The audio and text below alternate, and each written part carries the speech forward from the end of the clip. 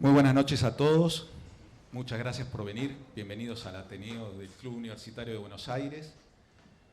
Hoy es un día muy especial para nosotros por diversos motivos. Hace 2 años ya que no teníamos la oportunidad de reunirnos presencialmente, así que estamos muy contentos de que estemos todos acá hoy, de poder abrir las puertas del Ateneo y la biblioteca. Y también es una fecha, se conmemora un aniversario muy especial para la República Argentina, así que tenemos también una conferencia muy especial. Voy a presentar al doctor Magíster Fernando Oltra Santa Cruz. Es abogado de la Universidad de Buenos Aires, magíster en Acción Política, Ilustre Colegio de Abogados de Madrid, Universidad Francisco de Vitoria, España, magíster en Magistratura y Derecho Judicial por la Universidad Austral. Es también profesor titular de la Cátedra de Derecho Internacional Público en la Universidad Nacional de La Matanza, miembro de número de la Asociación Española de Profesores de Derecho Internacional y Relaciones Internacionales y también de la Asociación Argentina de Derecho Internacional. Es también el doctor Oltra, autor de varias publicaciones vinculadas al derecho público, entre ellas el libro Comunidad Internacional, Conflictos y Derecho, publicado por la Universidad Nacional de La Matanza. Así que le damos un aplauso y la bienvenida y muchas gracias por acompañarnos. Muchas gracias. Hola. Bueno. Muy buenas tardes, gracias por venir. ¿Se escucha bien? Sí. En primer lugar, gracias a las autoridades del Ateneo de mi club de Cuba por esta invitación. Es para mí un honor estar hablando en el club y de un tema tan importante para los argentinos como es la causa Malvinas, sobre todo teniendo en cuenta que acabamos de cumplir 40 años de la gesta de Malvinas, ya poniendo un término importante, la gesta de Malvinas. Y es bueno empezar no tanto desde el derecho o desde la historia, sino desde la poesía, para elevarnos un poco. Y desde la poesía tenemos esta conocida samba de Atahualpa Yupanqui. Quédense tranquilos que no la voy a cantar. Me pasó una vez que intenté empezar a cantarla y la gente huyó despavorida por la puerta. Tranquilos que no voy a cantarla. Malvinas, tierra cautiva de un rubio tiempo pirata. Patagonia te suspira, toda la pampa te llama. Y así sigue.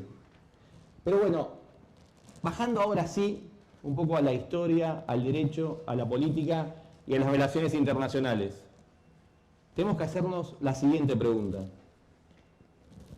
Las Islas Malvinas, y cuando hablo de Malvinas, entiéndase que es todo el conflicto, Malvinas, Georgias y Sandwich del Sur, ¿son argentinas? ¿Las Islas Malvinas son argentinas? Porque si vamos a conmemorar 40 años de una gesta de la recuperación, tenemos que preguntarnos si efectivamente son o no argentinas. Es algo que legítimamente tenemos que preguntarnos. Y sobre todo tenemos que conocer, si decimos que sí, por qué son. Es decir, poder fundamentar esto. Miren, en las universidades donde dicto clases, siempre en la primera clase, tomamos una especie de diagnóstico de 10, 12 preguntas, y siempre la pregunta número 2 es: ¿las Malvinas son argentinas? ¿Sí? ¿No? ¿Por qué? Junto con otras preguntas que tienen que ver un poco con la materia, ¿no? Con el derecho internacional público. Y las respuestas son muy variadas, muy variadas. Pero gracias a Dios, en los últimos tiempos, los que contestaban no, o el porcentaje de los que contestaban no, se fue reduciendo mucho, bastante. Pero sí había gente que contestaba no, o había gente que contestaba sí, pero no podía fundamentarlo. Entonces, esa primera pregunta que vamos a hacernos para empezar a pensar el tema de la cuestión Malvinas tiene una clarísima respuesta, para mí. Sí, las Malvinas son argentinas. Por eso, un poco el objetivo de esta charla es conocer y también malvinizar. La idea es que al final de esta charla, los que no los conozcan puedan identificar a alguna de estas personas que están en esta foto y puedan fundamentar por qué son argentinas y conocer un poco más de la historia de nuestras Islas Malvinas. Luego vamos a volver sobre alguno de estas personas. No sé si los que están al fondo llegan a verlo, pero si no después va a estar subido en la página del club. Y lo que tenemos que tener muy en cuenta, y vamos a volver sobre esto varias veces, es que hay un acto ilícito inicial. En 1833 las Malvinas fueron usurpadas por los británicos. Reitero el término, en 1833 fueron usurpadas por los británicos sin ningún título, sin más título que la fuerza. En esta parte histórica, primero que vamos a ver muy rápidamente, siguiente por favor, estos antecedentes históricos, que dado el tiempo lo vamos a pasar un poco a vuelo de pájaro, por ahí ponemos siempre presencia hispánica versus Francia e Inglaterra. Y lo que es muy importante después es considerar qué pasó en el periodo independiente. También viendo antes lo que pasó en el periodo hispánico. Siguiente. Las primeras nociones de las islas aparecen como Isla Sansón, Isla San Antón, y aparecen en el islario de Santa Cruz, allá lejos y en el tiempo. Es decir, que los navegantes españoles las identificaron y estaban en el islario, el famoso islario de Santa Cruz. ¿Por qué mencionamos Francia? Porque este es un dato que mucha gente no conoce. Los primeros que se instalaron en las islas fueron los franceses. Fueron los franceses. Incluso hay un libro ahora publicado hace un par de años que habla también de nuestro pasado francés, de una profesora de Derecho Internacional. Bougainville, la historia más larga, Francia estaba dejando las colonias en Norteamérica, allá en Canadá, y buscó y encontró un lugar más o menos parecido, con un clima tan bonito como el de Malvinas, y le propuso al rey, e hicieron una incursión y fundaron Puerto Luis, en marzo del 64, 1764. ¿Qué pasó? Y de ahí viene después el nombre Malvinas, ¿no? Saint-Malo. Bueno, España se entera, España protesta y Francia reconoce la soberanía española sobre las islas. Siguiente. Este es como digo a veces en broma, el texto textual de Bougainville cuando recibe la indemnización por todas las instalaciones. Porque dice, bueno, le devolvemos, reconocemos la soberanía española, pero le da una indemnización por todos los gastos ocasionados a los franceses. Siguiente. Los ingleses, que estaban por ahí dando vueltas, también hicieron una especie, no iba a decir la palabra fundación, pero no es correcta, en Port Egmont, que es un islote de una parte de la isla más occidental de las dos islas, la Isla Soledad y la Isla Gran Malvina.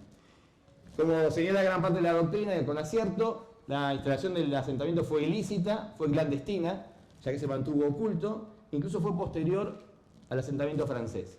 ¿Qué estamos queriendo decir con todo esto? Una idea que me gustaría reforzarla y que les quede bien claro. Las Malvinas, en 1833, cuando los ingleses las usurpan, tenían un gobierno argentino, una población argentina, y mucho tiempo antes, incluso cuando pasan y en Port Egmont, no era res nullius, no era tierra de nadie. Ya estaba reconocida la soberanía española en esa región. Siguiente. Hay varias documentación de la corona española que asevera lo que estoy diciendo yo. Esto, por ejemplo, cédula de Carlos III, sigamos porque así avanzamos un poco más, que aseveran y afianzan la soberanía española sobre las islas. La anterior no me acuerdo qué decía, pero no importa. Pasan 32 gobernadores, los nombres parecen muy chiquitos, un mapa de la época de Felipe Ruiz Puente. Siguiente. Quizás mencionarlo como algo anecdótico. Anecdótico, pero resaltar una importancia. Para el Imperio Español, esta región tenía una importancia estratégica significativa. Este hombre no fue enviado ahí como castigo, tenía una carrera brillante y después fue incluso virrey del Perú. Siguiente. Obviamente pedían el relevo pronto porque el clima era bastante hostil para la época, ¿no? Si bien las cartas de Felipe Ruiz Puente y también de él, se puede aseverar.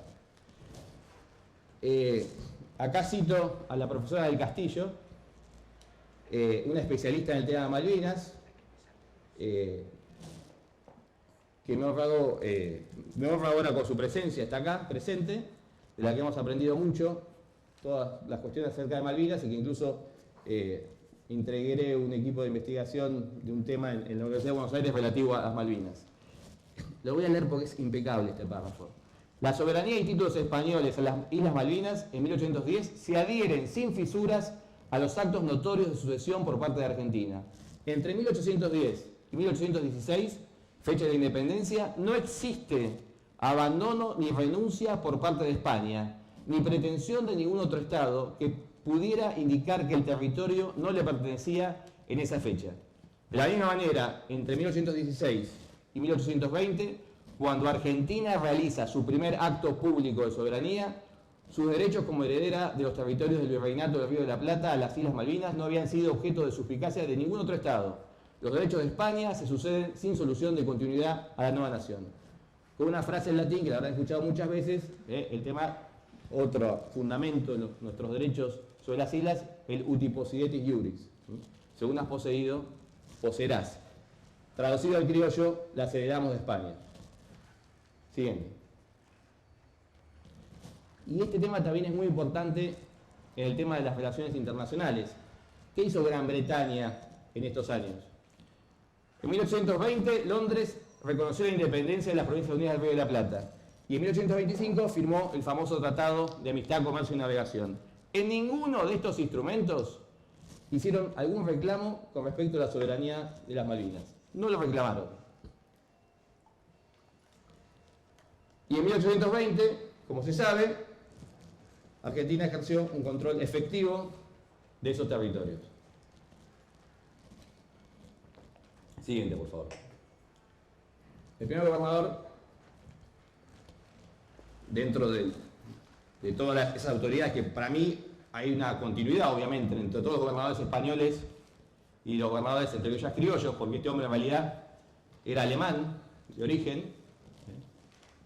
Ocupó su cargo en 1829, una hija suya nació allí, se preocupó mucho por afianzar la soberanía y ejercer un control sobre la pesca en ese lugar.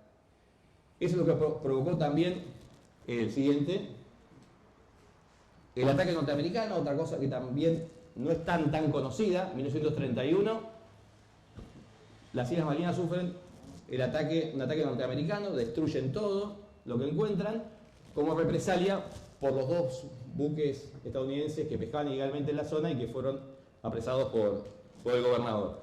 Uno escapa, es el que da, bueno, la historia es más larga, pero es el que da aviso, y que incluso cuando llegan a Malvinas lo hacen de tan mala fe que piden práctico con la bandera francesa, engañan a las autoridades argentinas que estaban, y cuando suben los apresan y les dicen que son norteamericanos. Sigue.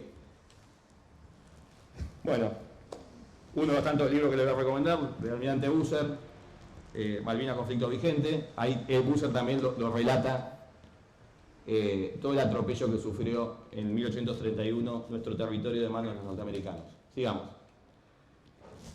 Recapitulando esta parte histórica, la idea fuerte es que en 1833 las Malvinas fueron usurpadas por los británicos, sin más título que la fuerza. Había un gobierno argentino y había una población que fue radicada y que no se les permitió volver. Desde entonces nuestro país ha reclamado incesantemente los organismos internacionales, y tenemos que tener muy presente que en la reforma constitucional de 1994, en la cláusula transitoria primera, se incorporó la causa Malvinas a nuestro derecho positivo argentino, ratificando nuestra soberanía y afirmando la voluntad a su recuperación conforme al derecho internacional, obviamente. Sigamos. Los primeros reclamos, que fueron impecables desde el punto de vista jurídico, lo lleva a cabo este hombre, Manuel Moreno, hermano de Mariano Moreno, que era nuestro ministro en Londres, siguiendo instrucciones de Juan Manuel de Rosas. Sabemos que en esa época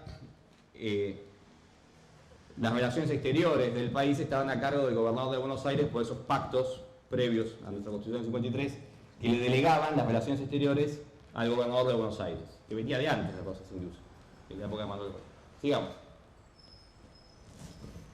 Una pequeña orientación geográfica nada más, acá hay gente mucho más experta que yo que puede hablar de esto, pero para que tengan en cuenta las distancias existentes entre las principales ciudades de la Patagonia Argentina, y creo que de acá, de las Malvinas a Londres, hay unos cuantos kilómetros más, ¿no?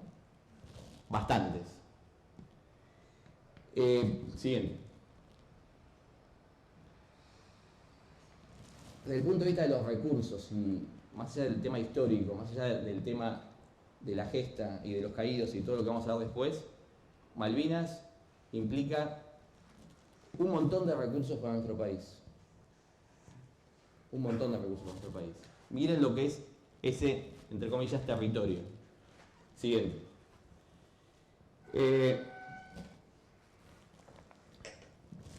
Una vez vista la parte histórica, tenemos que hacer una pequeña referencia a cuál es el marco jurídico internacional en el cual está dada esta controversia por nuestras Malvinas. Es decir, hay una disputa por la soberanía de las islas, y en qué marco jurídico integral se da esto, viéndolo desde el derecho internacional público y desde las relaciones internacionales. Y teniendo en cuenta esta vieja frase de Dupuy, que esa comunidad internacional en la cual nos movemos no es una noción armonista fundada en un consenso universal, sino una realidad conflictiva, una tensión constante entre el poder y la justicia. En ese marco nos vemos, las cosas no son tan claras muchas veces en el derecho internacional. Para nosotros sí, pero para que se aplique en concreto y se haga justicia, el camino no es tan fácil. Sí, sigamos.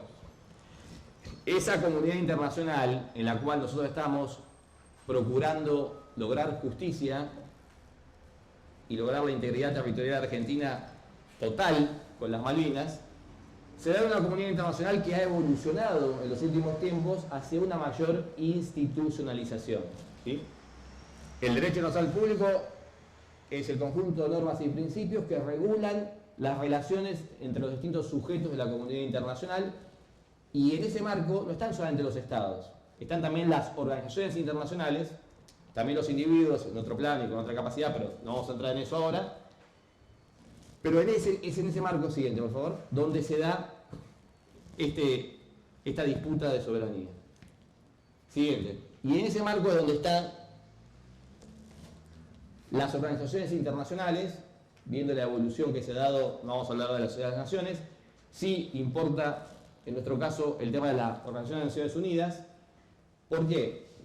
Porque si bien desde su creación se logró una mayor efectividad en las relaciones entre los estados y quizás un mayor logro de justicia, siguiente, no, la anterior, vamos, antes de ir a esto, en la ONU, en la década del 60, y lo vamos a hablar después dentro de dos placas, empieza el periodo de la descolonización.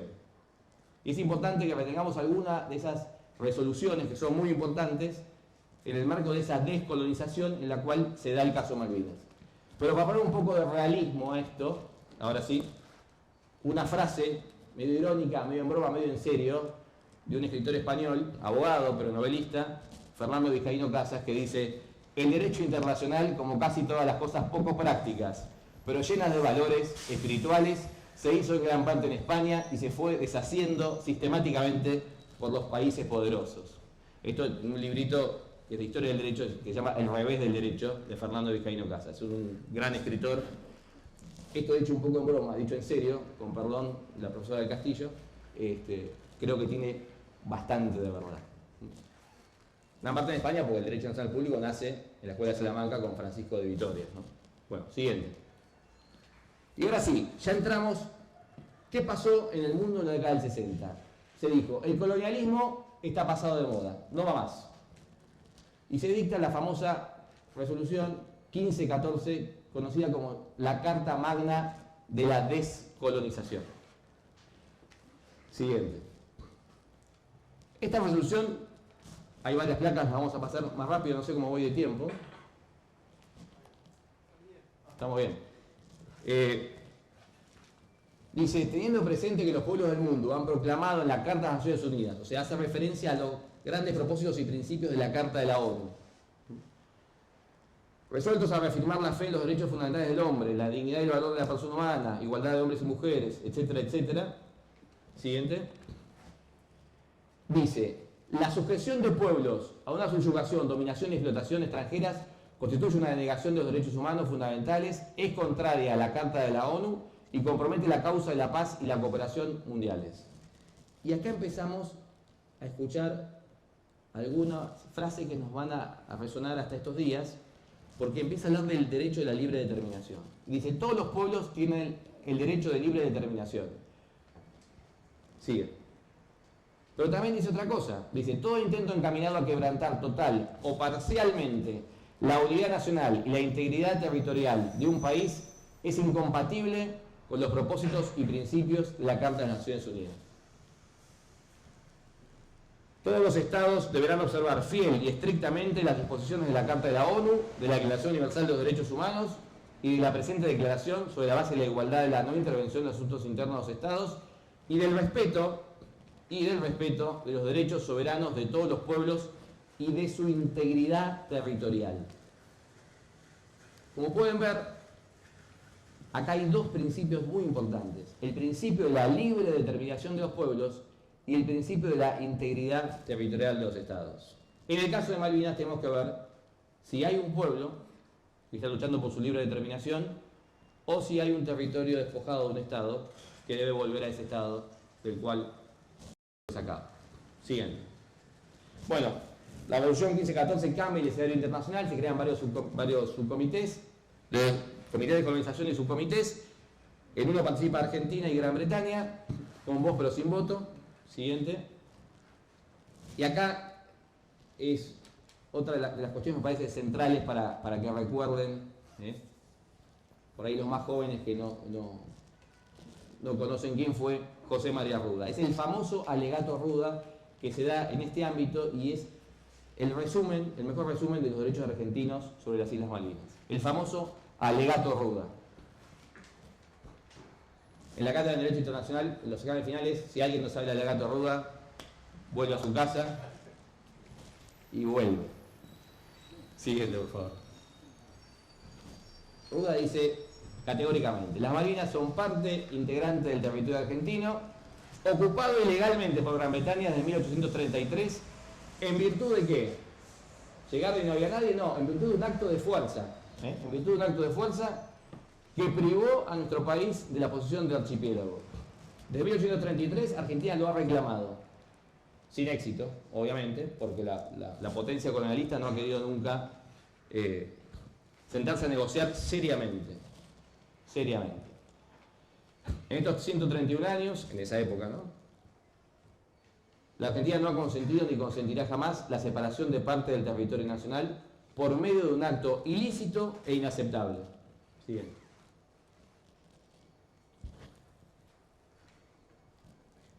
Sigue hablando Ruda, sigue empezando, no voy a hablar todo, vamos uno más. Y dice lo siguiente, al margen de que Argentina no va a consentir nunca este acto de fuerza, dice, las Islas Malvinas se encuentran en una situación particular, diferente del típico caso colonial, clásico. De hecho y de derecho pertenecían a la República Argentina en 1833, y estaban gobernadas por autoridades argentinas y ocupadas por pobladores argentinos. Estas autoridades y pobladores fueron desalojados por la violencia, no permitiéndose su permanencia en el territorio. Por el contrario, fueron suplantados. ¿A qué está respondiendo Ruda con esto? A la pretensión británica de querer imponer el principio de la libre determinación de los pueblos.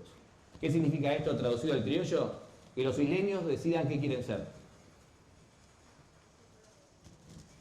Eso podría ser válido si se tratara de un pueblo que fue sojuzgado por una potencia colonial que ocupó su territorio y sometió a su población. Y ese no es el caso de Malvinas. Siguiente. Bueno, la conclusión del alegato Ruda, por cuestión de tiempo tampoco la voy a leer. Busquen el alegato Ruda, una pieza magnífica para leerla cada vez que hablamos de Malvinas. Siguiente. Sí, estas dos conclusiones. Que no aceptará que se desnaturalice el principio de la libre determinación, aplicándolo para consolidar situaciones producto de un anacronismo colonial. en detrimento de sus legítimos derechos de soberanía sobre las islas. Y acá unos párrafos donde obviamente le tiende la mano de alguna manera al inglés, como buen diplomático, termina tirándole un poquito de rosas. El agravio del 33 nos da derecho a exigir al Reino Unido que contemple este diferendo con realismo y con la perspectiva de futuro necesaria. De esta manera Gran Bretaña habrá aplicado una vez más su indiscutible genio político. A veces no hay que acorralar al adversario, pero bueno, igual no surtió efecto. Sigamos.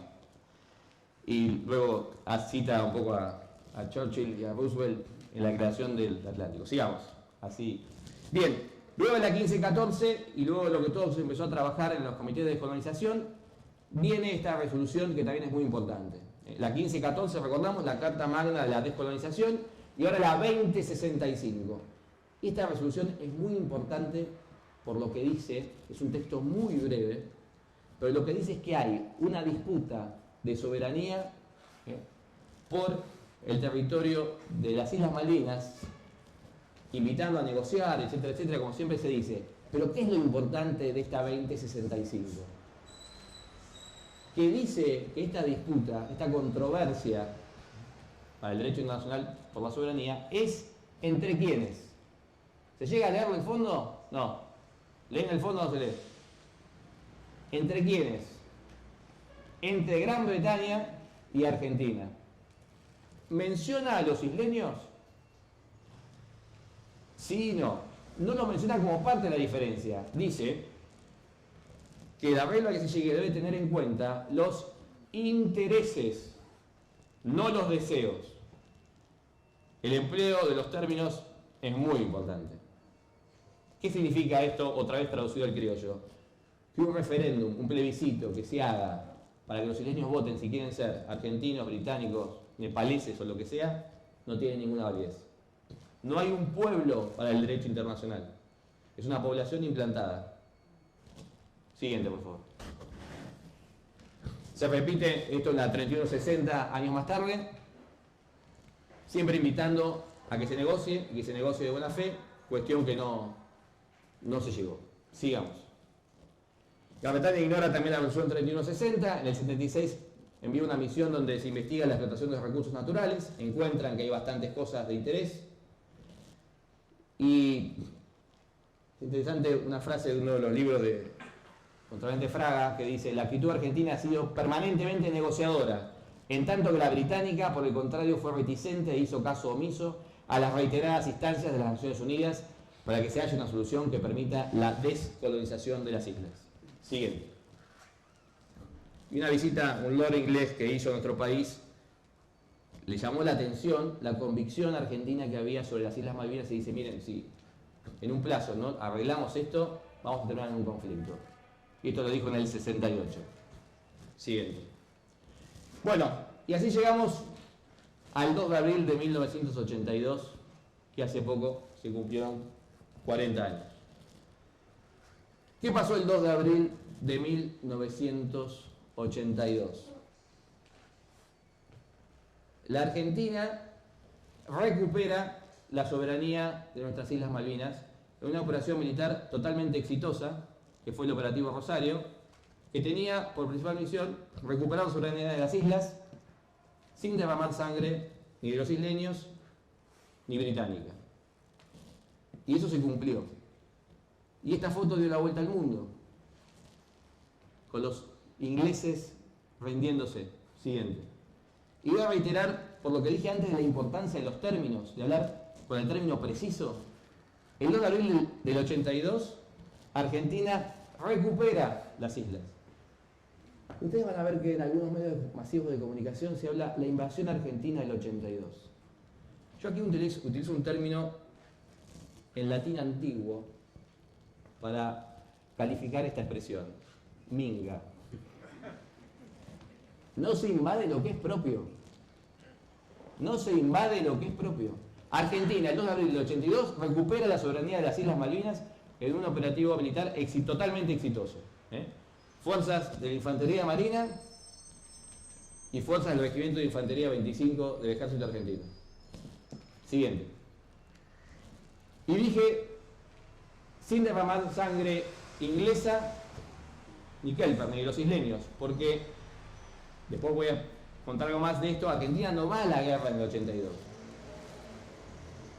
Fue algo muy ingenuo, etcétera. Ahora después lo vamos a hablar, pero en principio la guerra de Malvinas no empieza el 2 de abril de 1982. Volviendo al tema anterior, sí tenemos que reconocer, recordar que sí, en la recuperación del 2 de abril se derrama la primera sangre argentina que cae, que fue el capitán Giachino, capitán de Infantería de Marina, Pedro Giachino, mendocino, padre de 2 hijas, una persona de carne y hueso como todos nosotros, que entregó su vida también por todos nosotros y que todos nosotros también tenemos que recordar a todos aquellos que dieron su vida por la patria en la recuperación de las Islas Malvinas. Bien, ¿por qué dije antes que no empieza la guerra ahí? La guerra empieza un mes después, más o menos, con los bombardeos ingleses, porque la idea del gobierno argentino, de una manera muy ingenua, si se quiere, en lo que son las relaciones internacionales y en no conocer la historia, pensó que Inglaterra no iba a enviar la flota para volver a invadir las islas y que Estados Unidos iba a permanecer neutral.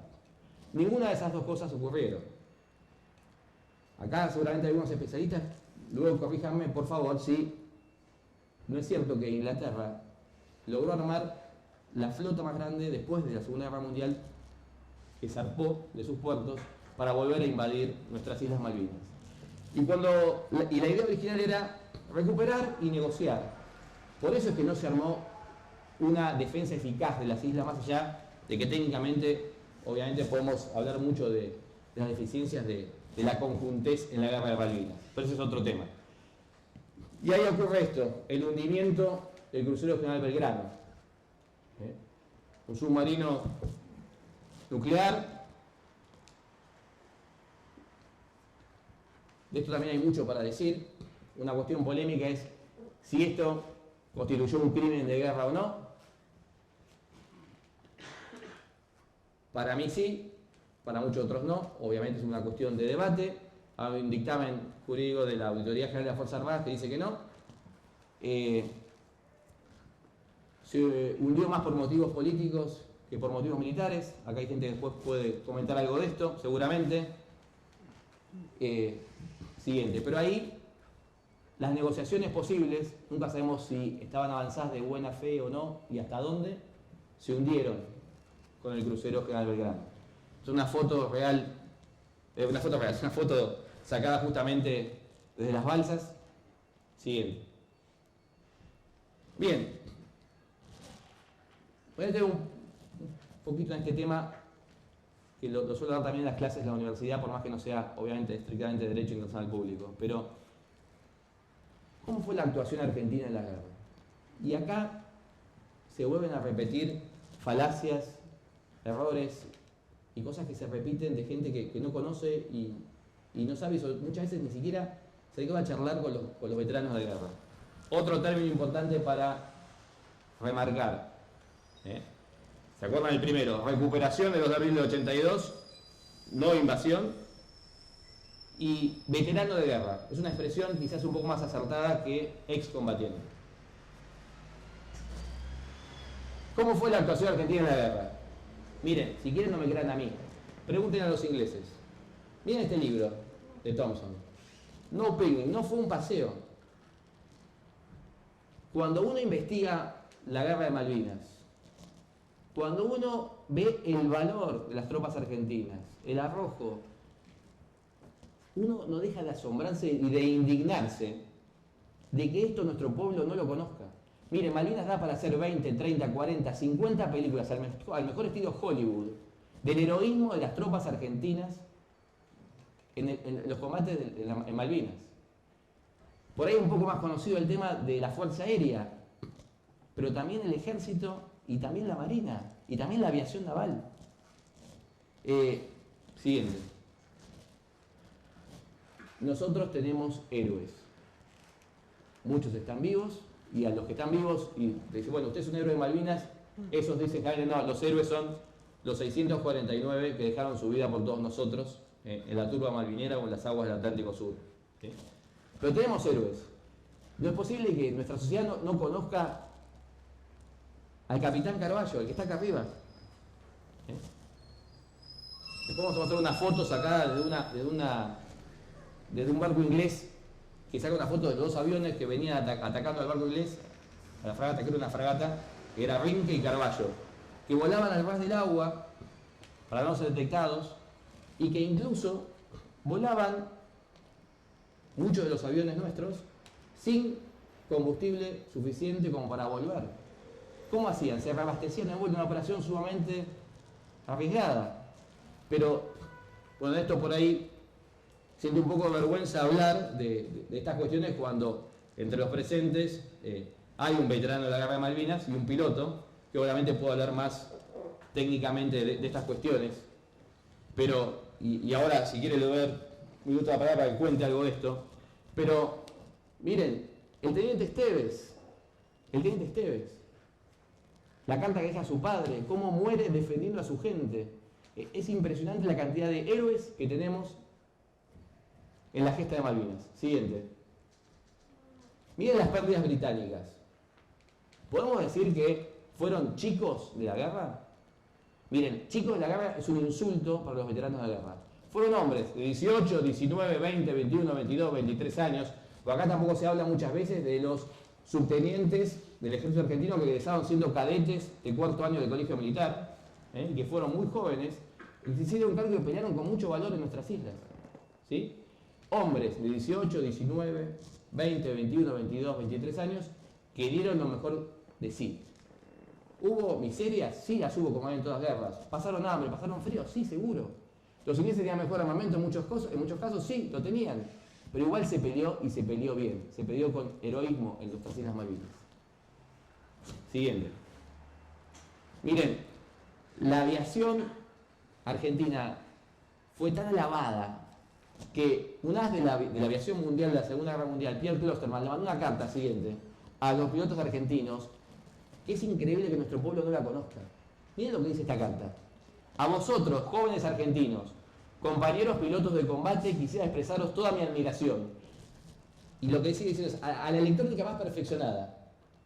Se enfrentaron con aviones que en muchos casos hasta tenían el asiento para eyectarse vencido.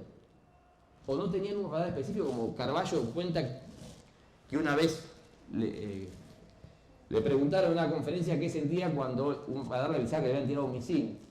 Y este piloto argentino, Pablo Marcos Carballo, autor de varias obras, dijo, no sentía nada. Entonces el periodista le dice, realmente lo admiro, ¿cómo es que no sentía nada? Dice, no sentía nada porque a mí no me avisaba, no tenía el radar ese que me avisaba. Si venía un misil lo esquivaba, pero no tenía manera de saberlo. Bueno, a vosotros jóvenes argentinos, y le habla la admiración que siente. Vuestro valor ha deslumbrado no solo al pueblo argentino, sino que somos muchos los que en el mundo estamos orgullosos que seáis nuestros hermanos pilotos. A los padres y a las madres, a los hermanos y a las hermanas, a las esposas y a los hijos de los pilotos argentinos que fueron a la muerte con el coraje más fantástico y más asombroso, les digo que honran al mundo latino, a la Argentina y al mundo latino. Siguiente. Vean esta imagen. Esta es una foto sacada por un inglés de su buque. No sé si se llega a ver desde el fondo. Acá hay un avión, dos aviones argentinos. A4, ¿no? A4 de la Fuerza Aérea. ¿Ven con todo lo que le están tirando? ¿Se ve? ¿Se logra ver? Siguiente. Hay otra que sea un poco más clara, ¿verdad? Es la misma foto. Siguiente. ¿Este anda? ¿Se puede usar este? Señor, veterano de guerra, díganos dos palabras de la aviación naval. Bueno, Juan José Membrana, perdón, no lo presenté. Buenas tardes a todos. Es un gran honor estar hoy en este club y es un gran honor estar delante de todos ustedes haciendo una breve síntesis de la aviación naval. La aviación naval, que no es otra cosa que no sea la aviación de la Armada. Mucha gente se confunde y cree que la aviación naval es algo externo a la Armada. La aviación naval es la Armada misma.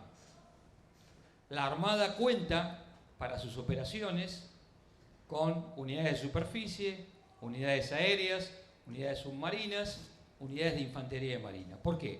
Porque la Armada es eminentemente una fuerza expedicionaria. Siempre está lejos de la costa, siempre está fuera de la costa amiga. Las imágenes que ustedes tienen ahí son distintos medios que utilizó la aviación naval.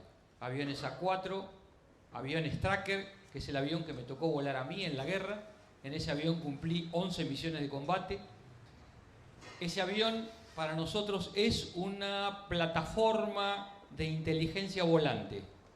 Está compuesta su tripulación por 4 personas, 2 pilotos que llevan la navegación, las comunicaciones, utilizan el armamento, y 2 operadores de sensores, 2 suboficiales que utilizan toda la electrónica que tiene ese avión a bordo para buscar unidades de superficie, buscar unidades submarinas. Las operaciones para nosotros empezaron el 28 de marzo y finalizaron el 24 de junio. Fueron 74 días de operaciones continuadas.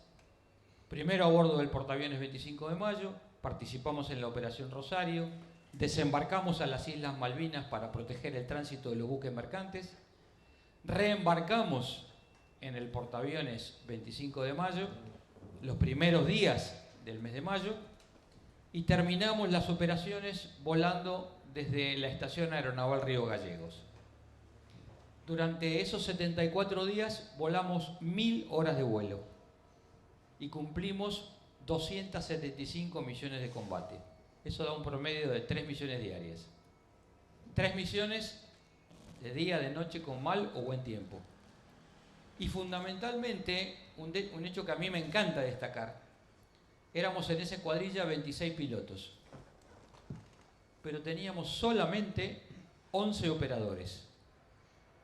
Por lo tanto, cada uno de nuestros operadores voló el doble de misiones que cualquiera de nosotros.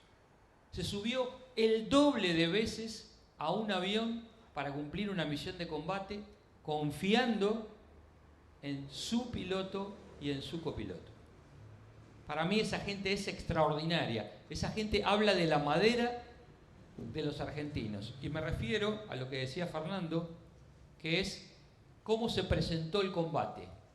Otros aviones que ustedes ven ahí es el A4 con el teniente Márquez arriba a la izquierda, derribado sobre San Carlos, el teniente Cripa en su avión Maki 339, que fue quien descubrió el desembarco en San Carlos el 21 de mayo, que no solamente descubrió el desembarco, sino que descubrió el desembarco, pasó sobre los buques, atacó a un buque y regresó para contar cuántos buques ingleses había en San Carlos. Voló solo, él solo, solo avión. Solo avión. Y abajo tienen la sorpresa, el superestandarte, lo que los ingleses jamás pensaron que nosotros, los argentinos, éramos capaces de poner en servicio. Se habían comprado los aviones, habían llegado solamente 5, con cada uno de esos aviones venía un misil Exocet, pero no estaba ni probado el avión ni probado el misil con el avión. Había que ensamblar, había que armar un conjunto y ese avión tenía que tomar datos de su radar, transferirlos a ese misil tenía que entenderlos en su electrónica y después de lanzado tenía que ir hacia ese blanco.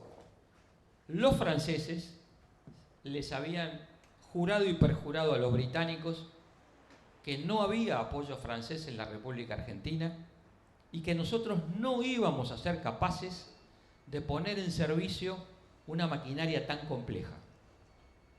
Pues señoras y señores, eso se hizo en 24 días. En 24 días, trabajando día y noche, 3 o 4 equipos de especialistas, ingenieros, pilotos, técnicos, se logró que el avión se comunicara con el misil, que el misil aceptara los datos y que diera el ok de lanzamiento. Cosa que se hizo el 4 de mayo y se hundió el destructor Sheffield. Cosa que se hizo el 25 de mayo y se hundió al buque de transporte de aeronaves Atlantic Conveyor.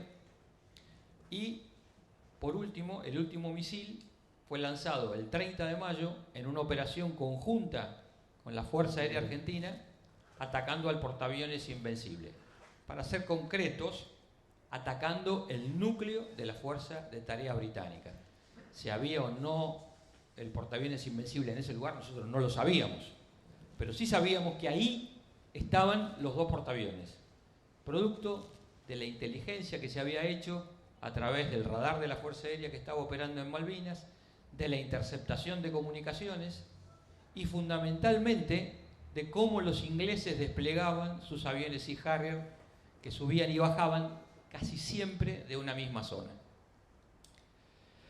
El avión Tracker, como yo les decía, tuvo la capacidad, el 1 de mayo, de detectar a la fuerza británica en el medio del mar sin que los británicos se enteraran de que nosotros estábamos ahí. Aprendimos con esto de realizar e investigar y fundamentalmente saber, porque para inventar hay que saber.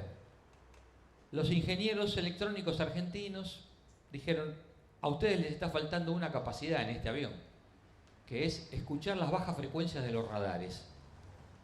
Y se les ocurrió que con una antena, con un cableado especial, con un analizador de espectro y con un osciloscopio, todos productos de un laboratorio, nuestros operadores iban a ser capaces de escuchar a los radares británicos. Y eso fue lo que hicimos. Y aprendimos a volar por debajo del lóbulo de los radares británicos y que los británicos nunca se enteraran que nosotros estábamos en ese lugar. Según los señores que conducían a las fuerzas británicas, comandante del Invencible, comandante del Hermes, el almirante Woodward, en los días de mayo, donde estuvimos en operaciones una flota cercana a la otra, 17 veces trató de interceptarnos. 17 veces. Y nunca pudo. Nunca nos encontraron. Eso habla de las capacidades, otra vez, de la madera de los argentinos, de lo que somos capaces de hacer. Y para cerrar y no llevarle más tiempo a esta charla, quiero, sí, como final, hablar de que nosotros no hicimos nada extraordinario.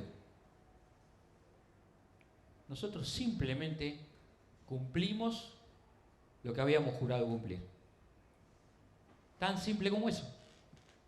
Y eso lo hicieron los conscriptos, los suboficiales, los oficiales. Nadie nunca dijo: yo no voy a esta misión. Nadie nunca dijo: yo no me voy a subir a esta colina. Nadie nunca dijo: yo no voy a entrar en combate. Así que les agradezco a todos la oportunidad de haber hablado y de haberles contado esta pequeña parte de la historia. Gracias, señor capitán.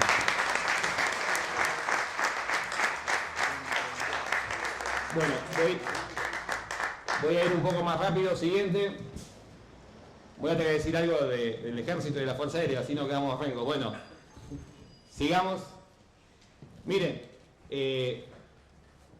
volviendo al tema central del desempeño de las tropas argentinas en la recuperación y en la gesta de Malvinas. Como les dije antes, hay 20, 30, 40, 50 episodios para hacer películas en el mejor de Hollywood. Desde el mismo desembarco en San Carlos, yo les pregunto, ¿les parece normal que una fuerza de más o menos 40 hombres pueda enfrentarse a la flota británica en todo su desembarco? Eso hicieron. Tropas del Regimiento de Infantería 25. Podrían haber dado la alerta y nada más. Dieron la alerta y los enfrentaron. Bajaron 4 helicópteros. 2 los destruyeron y 2 quedaron seriamente averiados. La gente de Esteban, que era gente del Regimiento de Infantería 25. Los bravos del 25. Pero el valor estuvo en todos, como dijo el señor capitán. Los conscriptos, los suboficiales y los oficiales. Y miren, como mejor testimonio, si se quiere, de los padres de un soldado caído en Malvinas, los padres del soldado Massad, siempre me gusta citar estas palabras del padre de Massad. Dice: la guerra no es buena, la guerra no es buena, eso lo sabe cualquier persona consciente, y mucho más los que, como nosotros, hemos perdido un hijo. Pero en este caso, la guerra de Malvinas al menos fue justa. Nosotros no fuimos a conquistar ni a usurpar un territorio, sino a recuperar lo que legítimamente nos pertenece y nos fue arrebatado. Algunas veces he tropezado con personas que me han dicho que esas muertes fueron tontas y vanas. Eso lo tomo como una afrenta a la memoria de mi hijo y de todos los que cayeron en las islas. ¿Y sabe por qué? Porque a diferencia de muchos políticos venales que ponen la mano sobre los santos evangelios, juran y luego mienten y engañan al pueblo que les otorgó su confianza, ellos, nuestros soldados, juraron ante la bandera nacional luchar por la patria y cumplieron pagando en muchos casos con sus vidas ese juramento. Decir que sus muertes fueron inútiles es desmerecer el sacrificio que hicieron y ningún argentino que se precie verdaderamente de serlo puede pensar así. Son las palabras del padre de este joven conscripto del soldado Massad, que aparte muere cuando va a avisarle a unos camaradas que había llegado el orden de repliegue. Muere prácticamente el último día de la guerra. Anécdota muy breve, me emocionó mucho conocer el 2 de abril a los padres del soldado Massad que estaban en el momento del retiro. Los reconocí, fui y los saludé y la integridad que tienen estos padres es tremendo. Siguiente. Bueno, ¿qué pasa? Luego de la derrota, voy a avanzar rápido porque estamos medio justito de tiempo, luego de la derrota de julio del 82 vino la desmalvinización. Antes de eso. De la guerra podríamos hablar muchísimo más. Creo que solamente para hablar de la aviación naval haría falta otras reuniones y para hablar de lo que hizo el ejército, lo que hizo la Fuerza Aérea, muchísimo. Pero sepa que en Malvinas se llegó a combatir incluso cuerpo a cuerpo. Para hablar también de la Marina, la sección del Teniente Vázquez, de la Infantería de Marina, que queda aislada y que pide que bombardeen sus propias posiciones, o que ponen los monteros, ¿saben lo que es un montero? Que tira un proyectil y hace una parábola, bueno, los pusieron a 90 grados. ¿Qué significa eso? El fuego cae sobre la propia posición. O sea, con ese balón se combatió en Malvinas. Con ese y con muchísimos más. Hay muchísimos ejemplos. Cuando a veces, perdón, pero esto a veces indigna, cuando hablan de los chicos de la guerra que no combatieron, que fueron cobardes, podemos traer a muchos veteranos de la guerra, algún oficial que el soldado, cuando se queda sin munición, va y le dice, a Miguel de la Madrid, le dice, no tengo más munición, ¿me da algo de la suya? No, no le doy la mía. Bueno, deme su pistola, por lo menos para seguir tirando. Y tiró con la pistola y murió. O sea, peleamos con heroísmo y hasta las últimas consecuencias. Por eso cuando salen de Malvinas como cobardía, como... No lo crean, porque no es cierto. ¿Qué vino después? Lamentablemente la desmalvinización. ¿Qué fue la desmalvinización? Malvinas no importa. Ya está, fue la locura de un general que se levantó un día y dijo, vamos ahí. No pensemos Malvinas. Y eso es todo lo contrario de lo que vamos a hacer. Nosotros tenemos que, como les dije en la placa, malvinizar, luchar contra la desmalvinización. Y esa desmalvinización implicó que a los veteranos de guerra se los ignorara, se los ninguneara. Tuve oportunidad de entrevistarme con muchos, y en el caso de los soldados conscriptos, en el caso de un soldado conscripto, el más condecorado de la guerra de Malvinas, me dijo a mí, en una entrevista que le hice, que buscando trabajo, cuando iba de uniforme, no le daban trabajo porque decían era el loco de Malvinas. Siguiente. Esta las voy a pasar así. Panorama internacional actual, hay un gran apoyo en el ámbito internacional de los reclamos argentinos, de las declaraciones del Mercosur, siga, declaración de Malabo, donde directamente, no solamente hablan de la controversia, sino que dicen que la Amazonas tiene Argentina. Sigamos. Esta, la declaración de Malabo, expresamente, son varios documentos que hacen al derecho internacional, que como ya estamos en tiempo, los vamos pasamos. Bien, un segundito. Lo voy a mencionar, no lo voy a analizar porque no hay tiempo. El caso del archipiélago de Chagos, hay una opinión consultiva de la Corte Internacional de Justicia que hace referencia a esto y a cómo Gran Bretaña no cumplió con la descolonización. Mauricio Chagos o Diego García. A esos tres nombres lo pueden encontrar perfectamente en internet. Sigamos. Pero es muy importante pues esta opinión consultiva, donde justamente dicen que los británicos erradicaron a la población, es de 2019. Seguimos. Febrero de 2019. Sigamos, porque si no, no terminamos más y nos van a echar. Bueno, para que recuerden esta idea fuerte. Para descolonizar Malvinas, dos principios jurídicos en juego. Principio de la libre determinación de los pueblos, no. Principio de la integridad territorial de los estados. No hay un pueblo que esté luchando por su libre determinación. ¿Sí? Siguiente. Salvo que sigamos a este enorme jurista uruguayo, Grosse-Spiel, que fue también juez de la Corte Interamericana de Derechos Humanos, que él decía que sí se puede aplicar el principio de la libre determinación de los pueblos, pero ¿en qué sentido? Que el pueblo que tiene derecho a libre determinarse es el pueblo argentino, y para hacerlo tiene que hacerlo con la totalidad del territorio que fue legítimamente usurpado. ¿Sí? Solo el día, dice Grosse-Spiel, que cese la ilegítima ocupación de hecho de Gran Bretaña, se pondrá fin a una situación colonial lesiva para América Latina y se podrá ejercer el derecho a la libre determinación del pueblo argentino sobre la totalidad del territorio de su patria. Siguiente. Malvinizar. Ese tiene que ser el lema, ese tiene que ser nuestro objetivo, siempre, en cada momento y a cada instante. Sigamos. Todavía falta un poquito más. No pudimos hablar de alguno de estos héroes. Los invito a leer más sobre Malvinas, sigamos. Hay muchos libros, por suerte ahora se está editando bastante. Ese libro, Halcones de Malvinas, del Comodoro Carballo, es muy interesante. Toda la obra del periodista Nicolás Casasew también, sigamos. Y ahora, para ir cerrar ya, me gustaría empezar a recordar a una persona. Entre todos los héroes y los caídos veteranos de nuestra guerra de Malvinas, recordemos a uno, Julio Rubén Cao, justamente para reforzar lo que dijo el señor capitán, para ver de la madera de la que estaban hechos estos hombres que pelearon por todos nosotros. ¿Quién fue Julio Rubén Cao? Sigamos.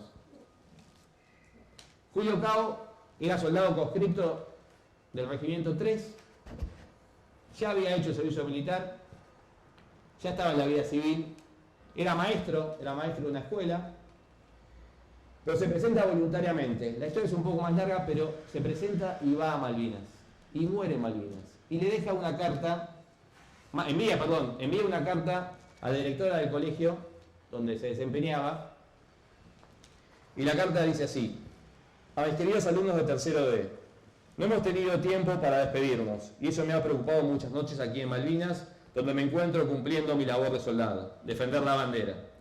Espero que ustedes no se preocupen mucho por mí, porque muy pronto vamos a estar juntos nuevamente y vamos a cerrar los ojos y nos vamos a subir a nuestro inmenso cóndor y le vamos a decir que nos lleve a todos al país de los cuentos, que como ustedes saben queda muy cerca de las Malvinas. Y ahora, como el maestro conoce muy bien las islas, no nos vamos a perder. Recuerden, está escribiendo a chicos de tercer grado, ¿no? Chicos, quiero que sepan que a las noches, cuando me acuesto y cierro los ojos y veo cada una de sus caritas riendo y jugando, cuando me duermo sueño que estoy con ustedes.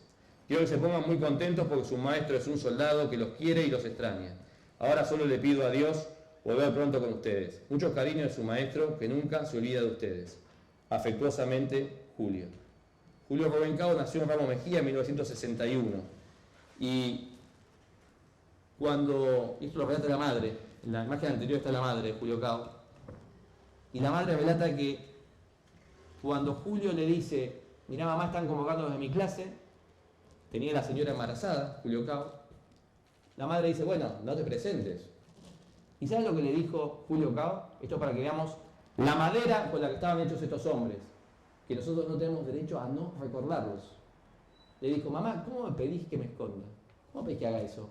¿Cómo le voy a enseñar a mis alumnos de San Martín y de Belgrano si cuando hubo que defender a la patria el maestro se escondió bajo una cama? Murió defendiendo nuestra soberanía en junio del 82. Siguiente. Ejemplos como el de Cao tenemos un montón. Falconier, una carta a sus hijos. Lo menciono rápidamente, no vamos a leer. Tranquilos, no huyan que no vamos a leer. Pero como esto tenemos muchos. Una carta a sus hijos. Siguiente. La famosa carta de Esteves a su padre, que la escribe antes de viajar a Malvinas. Carta llena de valores. Una carta impresionante. Sigamos. ¿Quién fue Esteves? Y fíjense lo que dice un soldado conscripto sobre el teniente Esteves. el haber tenido el privilegio de estar junto a hombres de la talla del teniente Esteves, que se convirtió en un modelo a seguir en mi vida, es algo que me ha marcado a fuego y que jamás olvidaré. Malvinas fue un punto de inflexión en nuestra historia. Nada será igual después de eso. Siguiente. Ramón Gubercildo Acosta, gendarme, formoseño, del Escuadrón Alacrán. Una carta a su hijo Diego, también. Una carta que al leerla emociona. Sigamos. Murió también. Sigamos. Bueno, y con eso ya terminamos. Simplemente sepamos que en Malvinas hubo hombres que pelearon por todos nosotros y que tenemos que homenajearlos a los que están allá, a los 649 que quedaron allá, a todos los que murieron después de eso y también a los vivos, a los presentes. Y si tenemos tiempo, aunque sea, no sé si se podrá pasar mínimamente un videito de 5 minutos de unos veteranos, y con eso terminamos ya. Por ahí no va a durar tanto las preguntas, pero un video actual, recopilado por Nicolás Castanseu, que me parece muy interesante. Si se puede bien, si no...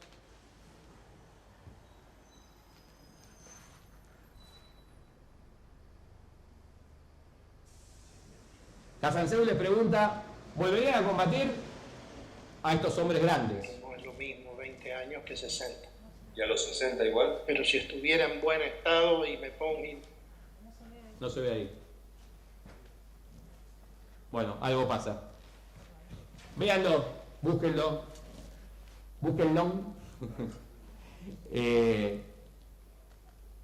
¿No se puede ver? No.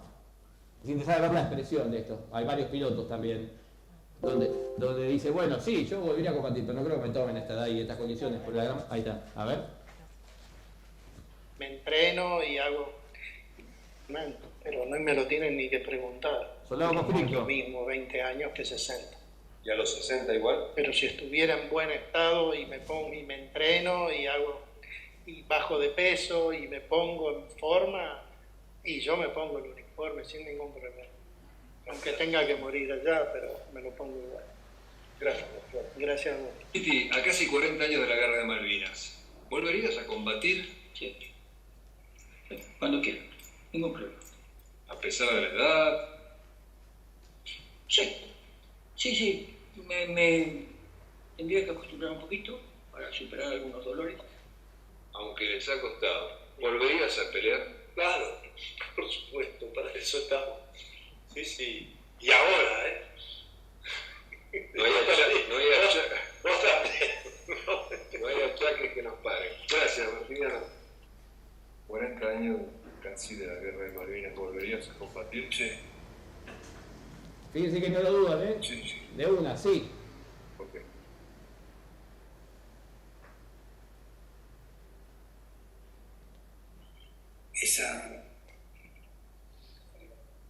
Esa idea rara que tenemos de patriota.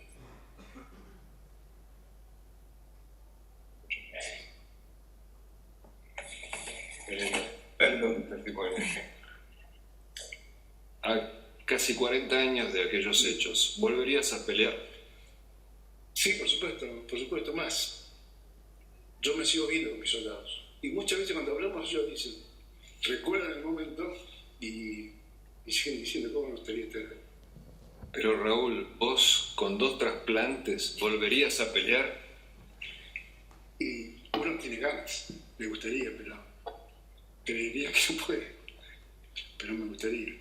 Al menos me gustaría tener esos mismos soldados que tuve otra vez en ese lugar. Pero yo somos viejos y panzones, ¿no? Pero muchas veces lo recordamos y pareciera que mentalmente todos volvemos a ser los soldados del 62 y yo el teniente. Gracias, Raúl. Daniela, casi 40 años de la Guerra de Malvinas, ¿volverías a combatir? Seguro, con esta sección seguro. Con el teniente o el coronel, con Manuel Medina, con Mamaní, Celín, Frega, Gatoni que no está, José Luis Rodríguez, José Luis del Guerro, esos soldados que dieron, pero dieron la vida, no es que la entregaron. Una vez decís, levanté la mano y me entregué. Y otra cosa es dar la vida cuando vas a combatir. Cuando lo ves al enemigo a la cara y el que esté en mejor posición seguramente sale beneficiado.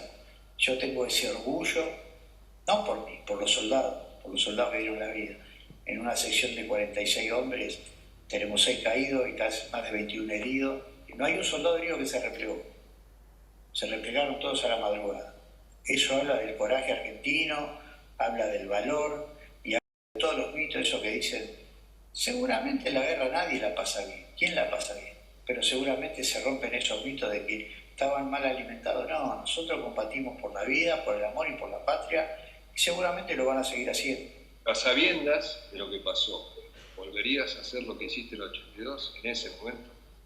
Mirá. La máquina del tiempo, ¿estás de nuevo? Sí, no, la máquina del tiempo. Alejandro, ¿volverías a combatir? Por supuesto. Gracias. ¿Volverías a pelear en Malvinas? Sí, volvería a pelear. Cuando me preguntás a mí, le preguntás a mis soldados, al 90% de los soldados que combatieron en Malvinas, y todos te dicen que sí, que volverían a ir a Malvinas para recuperarla. A pesar de la edad y los achaques y las inclemencias del tiempo pasado. Bueno, uno eso no piensa. Cuando te dicen volvería a Malvinas, vos decís sí, volvería. A lo mejor no voy a poder hacer lo mismo, pero todos tenemos nuestro corazoncito. Y contamos. Algún día la vamos a tener con nosotros acá. Sin duda, muchas gracias. No, gracias a vos. Bueno, contamos. Por cuestiones de tiempo vamos a contar, pero sigue con testimonios más veteranos y obviamente a todos los que le preguntan dicen que sí, volverían. Muchísimas gracias por su presencia. Las Malvinas son, fueron y serán argentinas. Muchas gracias.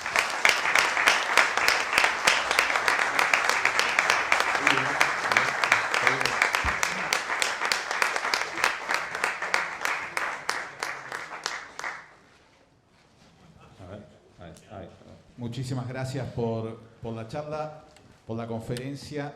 Están muchas emociones cruzadas también. Normalmente nosotros hacemos un espacio para las preguntas, pero bueno, la conferencia y todo el clima se lo fue llevando. Si hay alguien en particular que quiere hacer alguna pregunta final, pero una sola pregunta, no vamos a poder abrir a todo el mundo. Bueno, breve, por favor. Me gustaría saber cuáles son los argumentos del Reino Unido para defender su postura frente a las Malvinas. Los argumentos actuales, voy a ser muy breve, los argumentos actuales es la libre determinación, que los isleños digan lo que quieren ser. Niegan los argumentos históricos, todos los que dije antes, no hacen referencia a la ocupación efectiva de Argentina, ni en la ocupación española, la presencia, perdón, española, no hacen ningún tipo de referencia. Es como que olvidan la historia y dicen, bueno, actualmente los isleños tienen que elegir qué quieren ser. Así de simple. Sí, gracias. Hacemos dos o tres más, contesta así, tipo ping-pong, nada más, así. Una pregunta, ¿sí es verdad que Rosas intentó cambiar la deuda que teníamos con el empresto de la Barney Brothers? Bien, contesto rápidamente. Rosas no tenía un pelo de tonto. Si yo voy a cambiar algo por una deuda que tengo con usted y usted me dice, bueno, sí, bueno, me quedo con esto, reconoce que lo que yo le estoy intercambiando es mío. Rosas no iba a entregar. Es una opinión personal. Pero bueno, esto da también para el debate. Sí, una preguntita. En el siglo XIX, la fuerza, ¿no daba de alguna manera derechos sobre, por ejemplo, Estados Unidos con México, le sacó mitad de México? Esto daría para largo. Eso y una cosita más. Sí. Y el hecho de no reclamar desde Rosas hasta... No, seguimos hablando. No hay posibilidad del tema de la prescripción por los 150 años, esa es la pregunta. No hay posibilidad de prescripción porque hay un acto ilícito inicial y no sería, y la fuerza no da esos derechos, sobre todo porque no estamos en guerra. Estamos en una situación de paz con Inglaterra y estamos en relación diplomática. No había una situación de conflicto. No es un derecho de conquista por la guerra. Estoy así. Última pregunta. Muchas gracias. Aceptemos todo lo que usted ha dicho magníficamente bien, que nos resulta particularmente interesante, pero analizándolo un poco desde un punto de vista humano, es para llorar muchas de las cosas es para llorar por muchas de las cosas que ocurrieron con los jóvenes, con los 600 y con qué sé yo cuántos fueron, es para enorgullecerse de la capacidad, pero siendo frío y no piensen que lo pienso permanentemente, pero hay que pensarlo en una situación de habitante del mundo.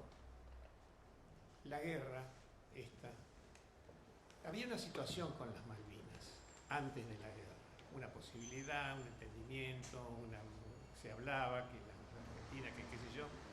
Bueno, de alguna manera, pero un segundito, lo que quiero decirle, la situación después de la guerra, desde el punto de vista político, por Dios, no el humano, es francamente peor, creo yo, que antes de la guerra. Pregunto. Difícil respuesta. Implicaría tener un montón de variables que no tengo tiempo de hacerlas. Entiendo lo que usted dice. La pregunta es, ¿era el momento justo de hacerlo? ¿No era el momento justo? Eso va por otro camino. Entiendo lo que dice. El tema es que hasta ese momento las negociaciones estaban totalmente estancadas. No había posibilidad de nada. No había posibilidad de nada. Y me entiendo un poco la pregunta diciendo hacia el futuro. ¿Qué es lo que le conviene a Argentina o qué es lo que Argentina podría hacer para recuperarlas? Un montón de cosas por la vía diplomática, pero hacerles que el mantenimiento de esa situación colonial sea para ellos cada vez más costoso y lograr el mayor apoyo internacional posible. ¿Sí? Pero no sé si las cosas están peor que antes, de acuerdo a la perspectiva que uno tome.